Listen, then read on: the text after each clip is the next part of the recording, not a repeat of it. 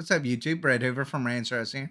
As always, guys, if y'all enjoy our content, don't forget to like, subscribe, and leave that comment down below.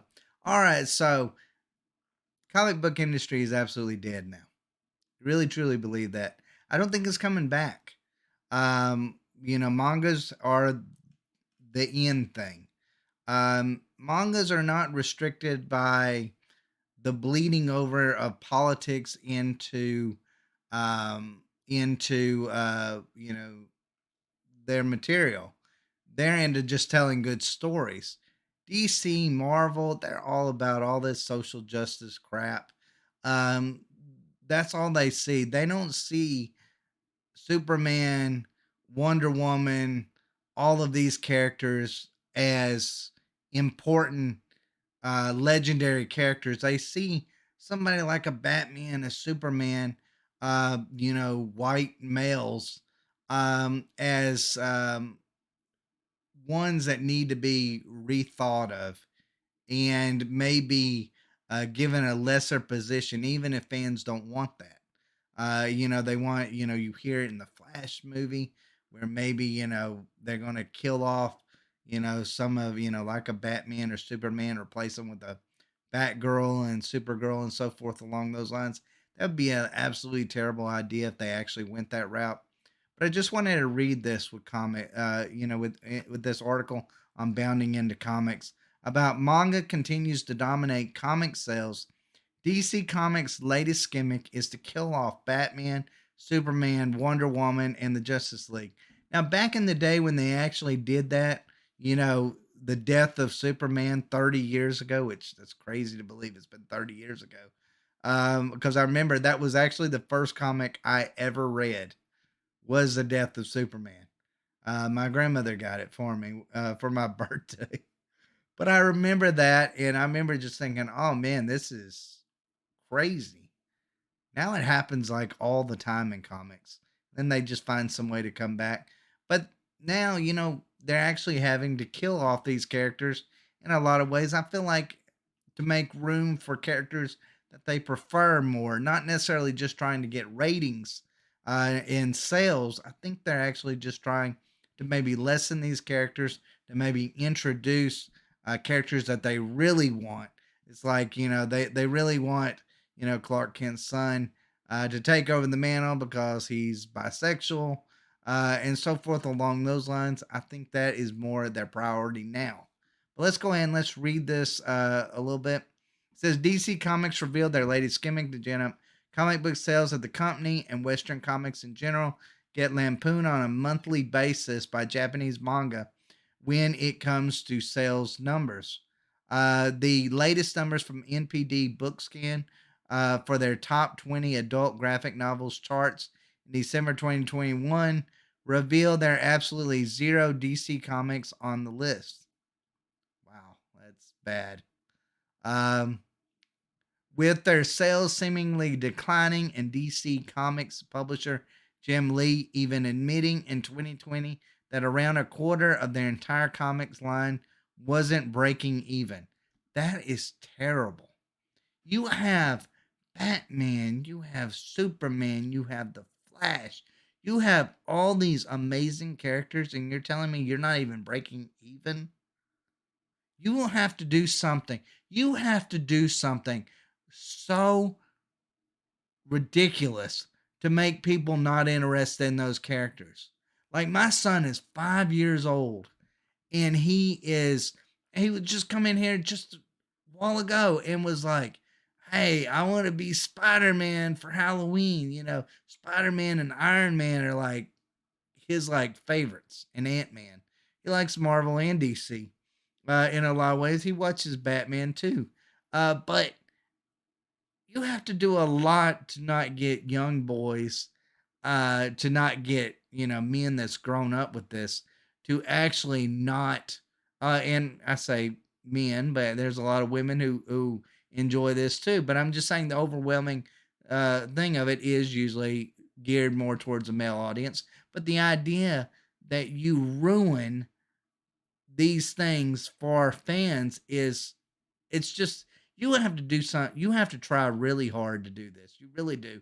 And they've done it. They have tried really hard. I won't even go so far as say maybe even DC's gone further than what Marvel's gone.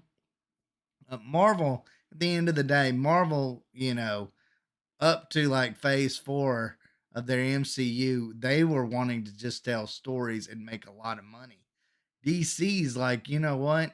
Since we can't be Marvel, we're just gonna go like incredibly woke, and we're just gonna like ruin everything that people love about DC, and that is just crazy to me.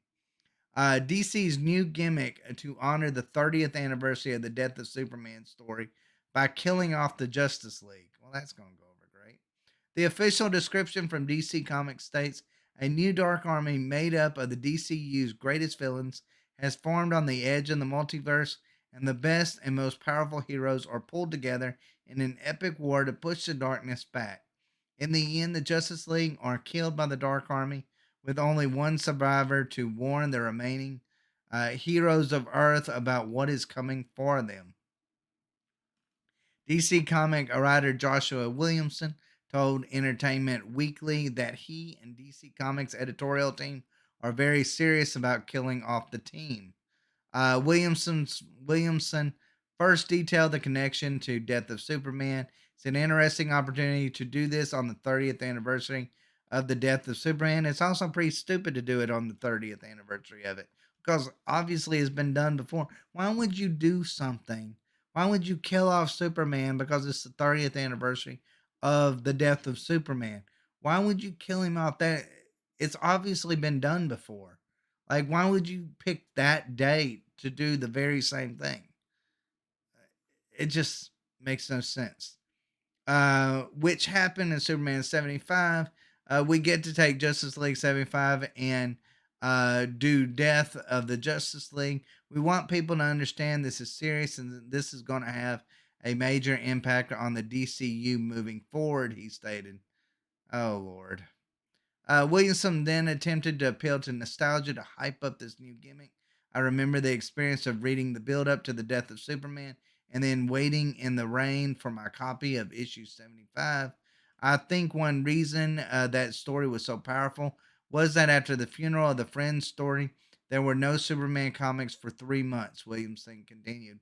That's part of what led us to make the decision that this is the last issue of Justice League. He then declared, but then 3 months later, there's still going to be a Justice League comic. It's going to be a while, and that's going to be a major part of what the DCU looks like after this story. There is no Justice League. It's just crazy. Ever since Infinite Frontier, we've been building up to this story, Williamson explained to EW. Last year was a lot of fun and games. But when this story starts at the beginning of the third act, the Justice League writer elaborated, we're going to see things get darkest before the dawn. The Justice League gets called into the fight, the Dark Army that's been building on the edge of the multiverse. They go up against the Dark Army and they lose.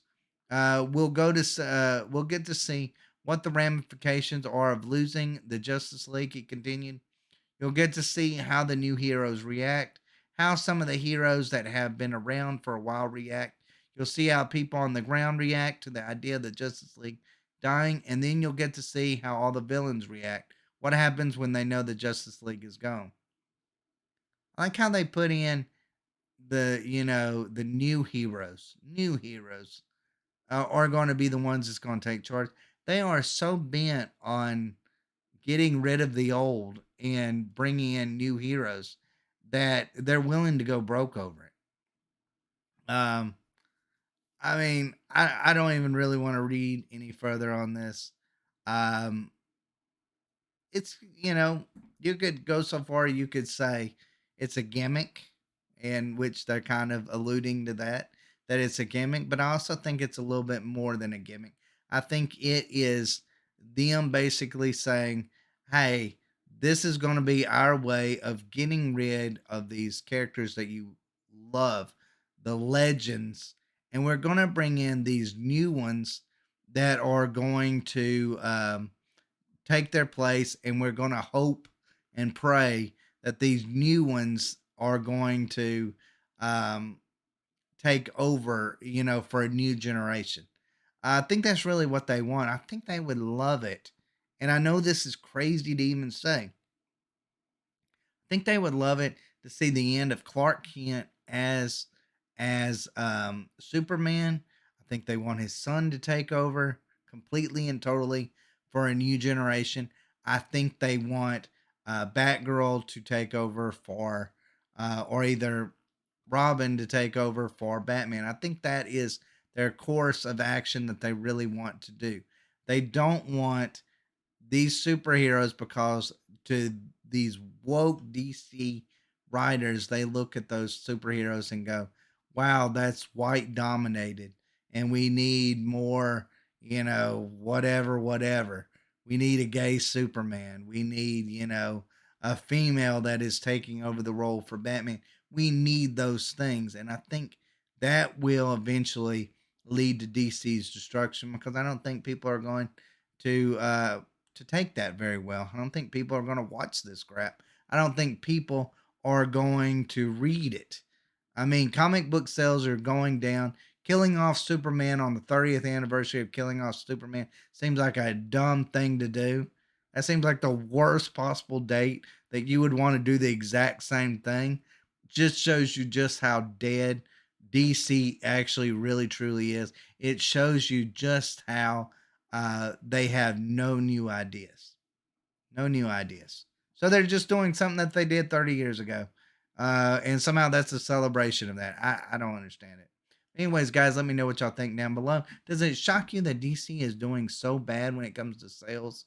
Do you think that they could ever recover? Do you think that this is kind of a ploy, maybe to get rid of the old and bring in the new, which they've been wanting to do, which they've been hinting at they've been wanting to do for a while now? Let me know in the comments down below. And as always, thanks for watching. Y'all take care.